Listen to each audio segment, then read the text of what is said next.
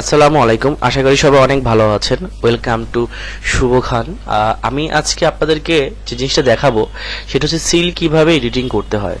So তোমরা যারা editing নিয়ে কাজ করো বা যাদের মাঝে মধ্যে এডিটিং প্রয়োজন হয় এবং আর্জেন্ট কোনো কাজের ক্ষেত্রে এটা খুব ইম্পর্টেন্ট কাজ করে, তো সেই ক্ষেত্রে আমরা দেখবো যে সিল কিভাবে ইউজ করা হয় এবং এক ডকুমেন্টস থেকে অন্য ডকুমেন্টসে কিভাবে সিলটা নেওয়া যায় এবং কিভাবে ইউজ করা যায়।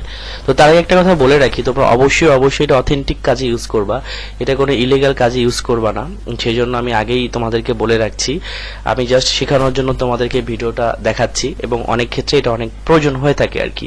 সো আমরা যদি এটা দেখে থাকি কিভাবে আমরা করব, তো অ্যাট ফার্স্ট হচ্ছে আমরা দেখতে পাচ্ছি এখানে অনেকগুলো সিল আছে।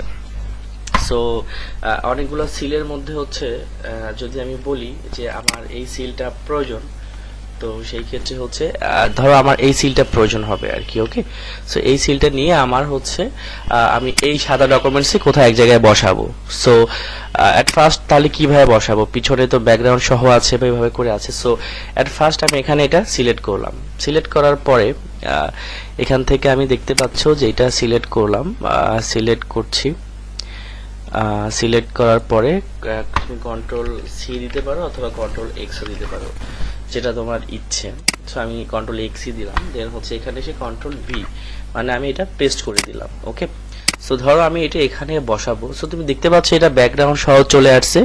আমি যদি এটা ম্যাজিক কন্ট্রোল দিয়ে করতে যাই তাহলে হয়তো এটা হবে, বাট অনেক জায়গায় হয়তো বা কেটে যেতে পারে।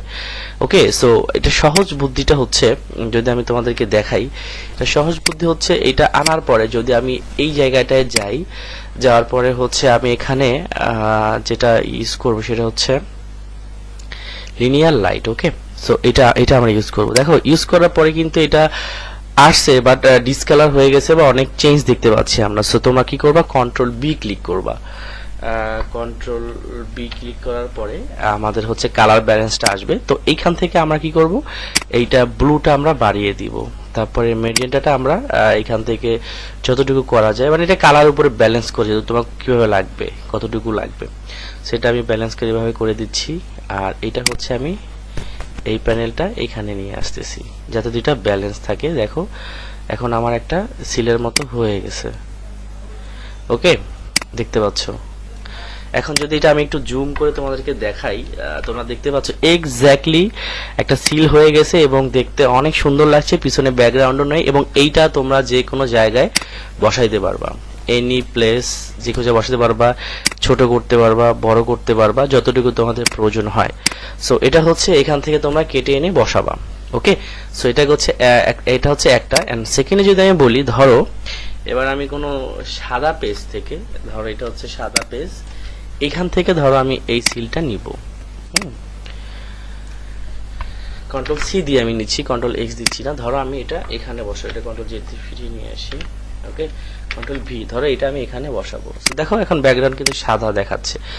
সো যখন সাদা থাকবে তখন কিন্তু এই কালারে যখন তুমি ব্যাকগ্রাউন্ডে আনবা তখন কিন্তু জিনিসটা সেম থাকবে না। সো তখন আমরা কি ইউজ করব, তখন আমরা ইউজ করব হচ্ছে এখানে আসার পরে মাল্টিপলে ক্লিক করব। ক্লিক করার পর তোমরা দেখতে পাচ্ছ খুব সহজেই এটা হয়ে গেল।